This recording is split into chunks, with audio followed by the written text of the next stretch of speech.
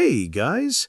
Tonight we begin with a gentle little trip into royal family trees that went slightly off the rails.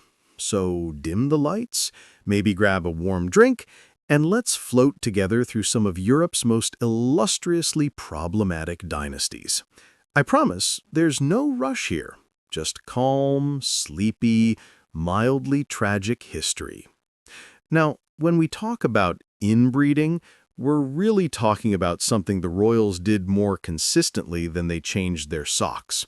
You see, marriage back then wasn't about love. It was about alliances, borders, and making sure your cousin or second cousin or sometimes great-great-grandcousin was firmly on the throne somewhere. Love, that was a side hobby, sometimes a very unhealthy side hobby. Let's start with the Habsburgs, because, of course we have to. If European inbreeding were a sport, they'd be the undisputed Olympic champions. And yes, they earned that reputation in style. The Habsburg jaw, which you've probably seen in some old portrait somewhere, was the result of generations of very careful cousin marriages. They didn't invent inbreeding, but they did refine it to an art form. Take Charles II of Spain, sometimes called the Bewitched, which is fair.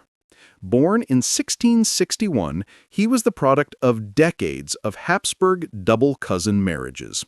His family really went all in, and when I say all in, I mean it literally. Charles's father married his niece. His mother married her uncle. It's slightly confusing and slightly horrifying, and Charles bore the full consequences. He had multiple physical disabilities, developmental delays, and was unable to produce an heir. You could say he was the tragic pinnacle of centuries of dynastic ambition. Charles's jaw alone could have been a minor character in a horror story. But we're not here to be mean, just gently observe history's little quirks. His jaw was large, protruding, and set off an almost comical asymmetry in his face. Portraits of him are fascinatingly awkward, half regal, half someone forgot to feed the dog. And the family kept trying to marry him into more Habsburg lines because, well, why not double down? It's like if you thought adding sugar to a cake that's already too sweet would somehow make it better. From Charles II, we drift to the Austrian Habsburgs, who for centuries had a serious cousin marriage problem. Every generation seemed to think, if it hasn't broken us yet, let's try again. And predictably, over time, this led to a host of physical and mental problems among the royals. Lords and ladies with weak jaws, slow development, and occasionally the inability to walk properly. And yet, they ruled vast empires, because apparently competency in governance wasn't strictly correlated with genetic health. Meanwhile, across the Pyrenees, the Spanish throne was no stranger to inbred calamities. You might remember Philip II, a man who conquered half the world and was so serious about religion he made everyone else feel guilty just for breathing. Philip married 4 times, mostly to nieces and cousins, because diplomacy was apparently best served with familial awkwardness. By the time he died, his court was full of very polite, very pale, very related nobles. And yes, Philip himself had that same subtle Habsburg jaw, just like his descendants. It was perhaps the unofficial family logo. You may rule the world, but your chin says otherwise. Let's float over to Portugal and Franks for a moment, just to note that inbreeding wasn't a uniquely Habsburg problem. The Portuguese royal line frequently married into its own extended family. And France? Well, the Bourbons were ambitious. Louis XIV, the Sun King, famously loved to marry strategically, often linking families in ways that were politically clever, but genetically questionable. Fun fact, these marriages often produced children who were sickly or died young. Not that anyone really noticed at the time, infant mortality was just a part of life, especially if you had a crown on your head. Speaking of sickly children, we have to pause for a moment to consider Marie Antoinette's extended family. She grew up among cousins who were dangerously close relatives, and the Austrian Habsburg court had perfected the art of making every marriage a political puzzle piece. By the time she was sent to France, she was a young woman raised among people who looked suspiciously like her in-laws. Socially awkward? Perhaps. Genetically interesting? Definitely. Back to the Habsburgs for a second, because really, they can't be ignored. Charles V, Holy Roman Emperor, was another example of careful cousin selection. His reign was long, successful, and filled with conquest. But he also married his first cousin, Isabella of Portugal. Their children, of course, inherited the family propensity for jaw protrusions, mild physical oddities, and subtle neurological quirks. And yet, history remembers him as a great emperor. Because, of course we do. No amount of teeth or jaw misalignment can stop dynastic ambition. It's almost poetic how these dynasties operated. They combined power, politics, and genetic experimentation into a single, ongoing project. And if anyone's child happened to emerge with a slightly crooked nose or a proclivity for fainting, it was just the price of empire.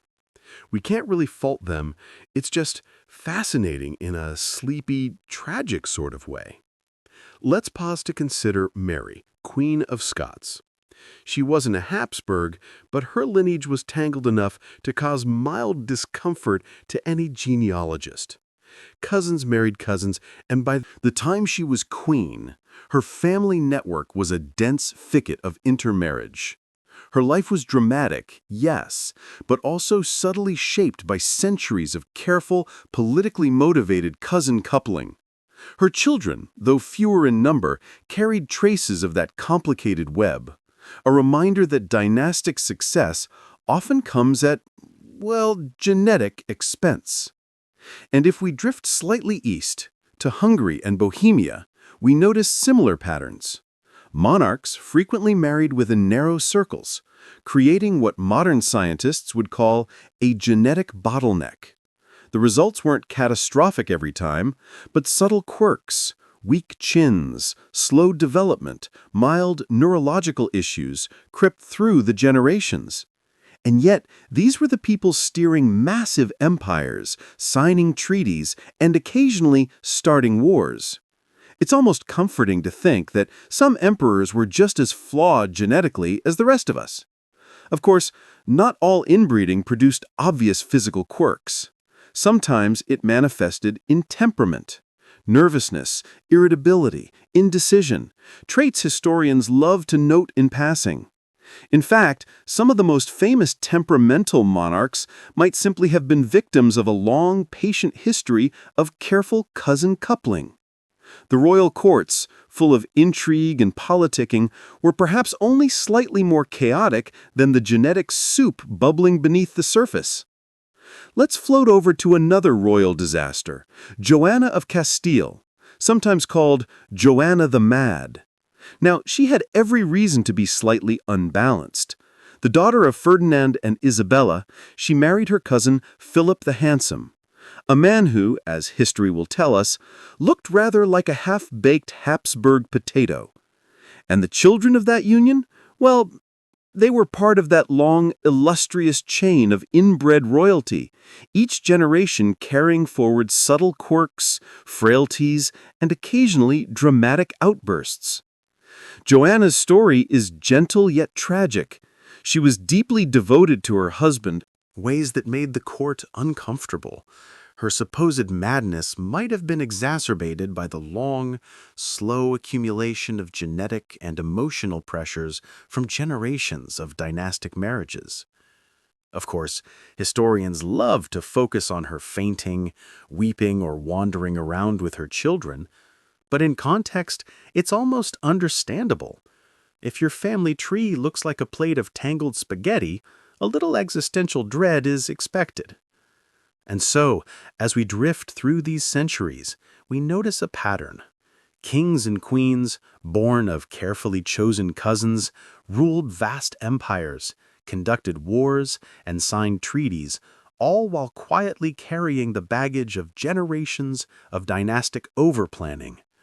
Some were physically awkward, some emotionally volatile, some mildly quirky. All were, in their own sleepy way, fascinating.